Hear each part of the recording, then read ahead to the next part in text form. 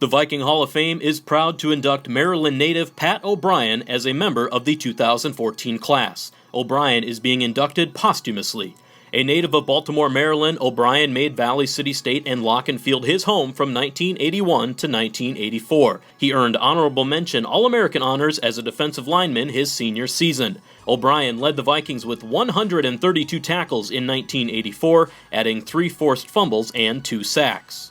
Pat was an athlete that had a lot of desire. He didn't even letter his freshman year, and then his last 3 years he ends up going all the way to All-American. And he was undersized, but he was quick. And with the defense that Coach Lemnis ran, he, if a guy could move and pursue, he was going to have success. Pat was a free spirit, not your traditional nose guard.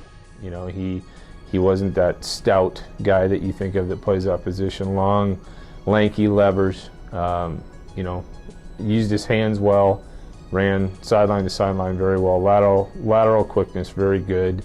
When you lead your team in tackles from the nose guard position, you're obviously pretty good at what you do, and he penetrated well and was just a guy that was able to stay healthy and sustain it, and had a nice career of somebody who was kind of a non-traditional as far as a nose guard was concerned. O'Brien earned All-Conference and All-District in his senior season, as well as honorable mention All-American. He also received the team awards of MVP and Top Defensive Player. He helped the Vikings to a 5-1 record in conference play, and during his final 3 years, the Vikings went 15-3 in conference and won 3 straight conference championships.